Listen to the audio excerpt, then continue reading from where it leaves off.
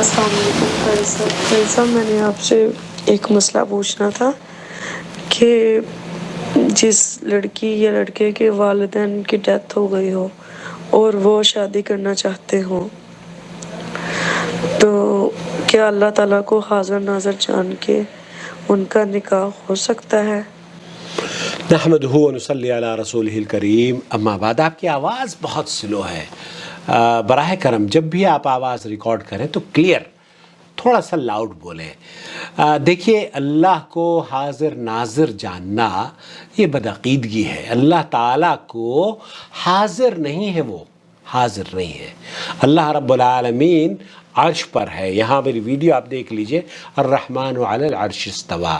یہ سمجھنا کہ اللہ تعالیٰ حاضر و ناظر ہے، یہ بدعقیدگی پر مبنی بات ہے، نمبر ایک۔ نمبر دو، نکاح کے لیے ایک آدمی وہ بچی جس کے والد موجود نہیں ہے، اس کی ولایت پھر منتقل ہو جائے گی۔ اس کا بیٹا ہے یا اس کا بھائی ہے یا اس کا رشتہ دار ہے، دادا ہے، جو بھی کوئی ہے، یا پھر قاضی ہے، حکومت ہے، اس طریقے سے اس کی ولایت منتقل ہو جائے گی۔ البتہ یہ کہنا کہ ہم نے گواہ بنا لیا ہے اللہ کو، تو گواہ یہاں اللہ کی گواہی کافی نہیں ہے۔ اللہ نہ کرے کہ آپ پریگننٹ ہو جائیں اور پھر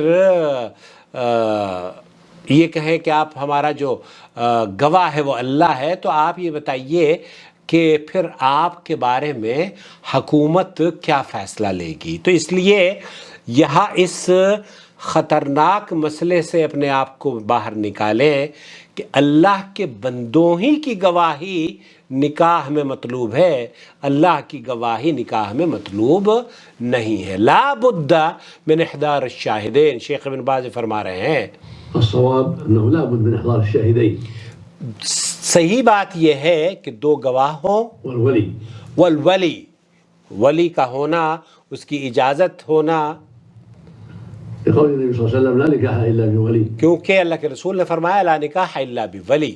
تو اگر والد نہیں ہے تو اس کی ولایت منتقل ہو جائے گی، کوئی دوسرا ولی بن جائے گا۔ لیکن ایسا نہیں ہے کہ وہ جناب کوئی بھی ولی نہیں ہے، اللہ کو ولی بنا لیا ہے، اللہ کو شاہد بنا لیا ہے۔ آپ اگر پریگننٹ ہو جاتی ہیں، پھر گواہ دینے کے لیے کون آئے گا؟ اگر آپ کے کورٹ میں، کچہری میں کہیں گواہوں کی ضرورت پڑ جائے تو یہ بات بے بنیاد ہے۔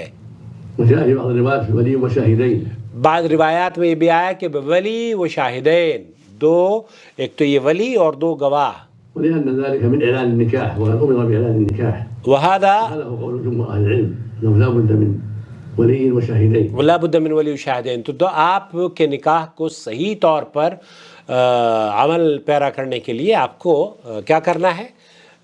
ایک تو ولی کی اجازت، دوسرے گواہ، دو گواہ، اور پھر اعلان، اس نکاح کا اعلان بھی ہو۔ اعلان کے لیے ضروری نہیں کہ آپ پوری دنیا میں اعلان کریں، بلکہ جو اعلان آپ اپنے دو چار آدمیوں کو کر سکتے ہیں وہ بتا دیں۔ البتہ یہ نہیں ہے کہ چھپ کر آپ کسی کو بس اللہ کو گواہ بنا لیا۔ کل مجھ سے کسی نے پوچھا کہ چیٹ پر لڑکے کالج میں رات کو ڈسکس کرتے ہیں، لڑکے لڑکیاں آپس میں چیٹ کرتے ہیں، مجھ سے شادی کرو گی؟ اس نے کہا ہاں کروں گی۔ کہا مجھے قبول کر لو؟ اس نے کہا میں نے قبول کر لیا۔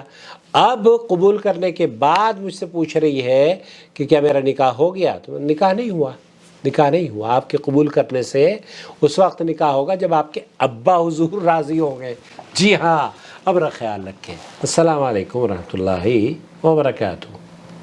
وما أرسلنا من قبلك إلا رجالا نوحي إليهم فاسألوا أهل الذكر إن كنتم لا تعلمون بالبينات والزبر وأنزلنا إليك الذكر لتبين للناس ما نزل إليهم ولعلهم يتفكرون أفأمن الذين مكروا السيئات أن يخسف الله بهم الأرض أو يأتيهم العذاب من حيث لا يشعرون